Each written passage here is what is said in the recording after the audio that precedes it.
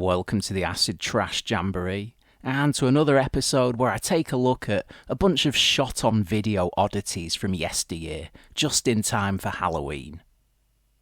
On the agenda today is the earliest work by Jeff Hathcock, who directed a trio of SOV horror efforts between 1985 and 1988, starting with Victims, which got re-released by Slasher Video on DVD and Blu-ray back in 2017. Now, this one starts off very promisingly with a whole host of soft focus folks being sliced and diced left, right and centre by a couple of bloodthirsty loons. This is just the kind of fast-paced, gory weirdness that I want from my SOV, so I was really looking forward to seeing what else the film had to offer. After 15 minutes or so, the random carnage comes to a grinding halt, and we're introduced to 4 bouffanted ladies who are planning to go off into the desert as part of a geology field trip. Ignoring warnings from concerned boyfriends and parents, the girls set off into the wilderness anyway.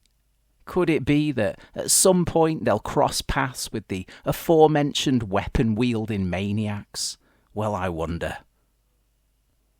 Actually, I did begin to wonder. I mean, following on from said insane opening sequence, whilst all the ensuing travelling, skinny dipping and wandering about filler scenes are watchable enough, the reality is that it takes way too long for things to heat up again, to the point where I'd just about forgotten what the bad guys even look like. When they finally do get their grubby criminal mitts on the field trippers, it's not entirely worth the wait.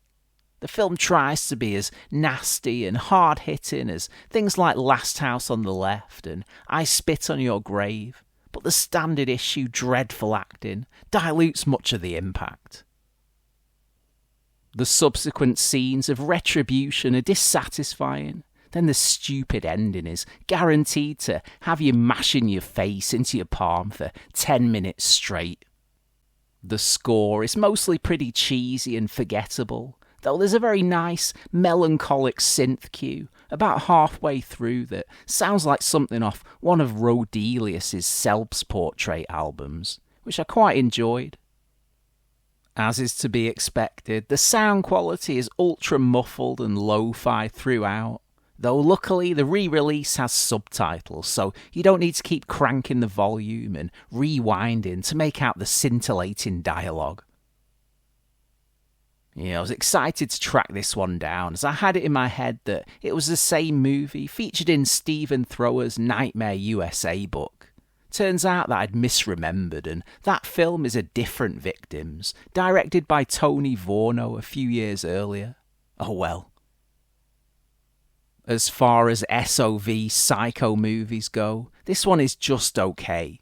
It's not as boring and unhappening as things like Spine or Captives, to name but 2, but that's not really saying much. As I often remark, it's just about worth a watch if you're a fully committed, zero-budget 80s trash freak with low expectations and 75 minutes to kill. But if you're tight for time, you can safely skip this. Okay, before I finish, just a quick word about the other 2 Hathcock efforts that I own, which I watched not too long back, Night Ripper and Streets of Death, both of which came out on Blu-ray recently, thanks to the Culture Shock label. The first of these concerns itself with a murderer bumping off a succession of fashion models, all with ties to a local photographer named David, while Streets of Death is more of the same, though the unfortunate victims this time around are LA's ladies of the night.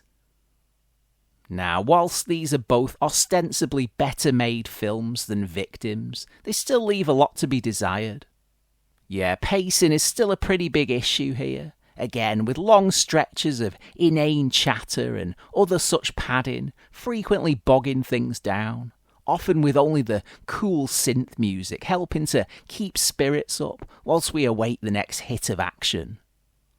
In terms of satisfying gore content, Night Ripper probably has the edge, while Streets is the sleazier of the two, as you'd expect.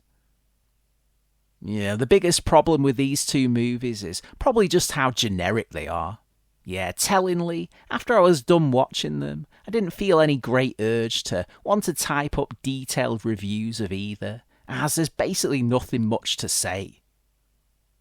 Granted, the slasher subgenre has never been praised for its unpredictability or originality, though even with that in mind, I can guarantee that you'll have seen a heap that have the edge on Hathcock's films in terms of just about everything. As with Victims, if you're a completist for this type of low-budget scuzz, then you'll most likely want to sit through both just to tick them off the list, and who knows, you may even like them, but for me at least, whilst I'm hanging on to all three for now, it's doubtful that any of them will survive long enough in the collection beyond another watch. Hathcock went on to direct the astonishingly titled Fertilise the Blaspheming Bombshell in 1990, which I haven't seen yet, though reports suggest that this is no cinematic masterpiece either, so I'm sure it can wait. Anyways, that's it for now. If you want to watch a bunch more videos covering all manner of trash cinema, then please check out my archive here on YouTube.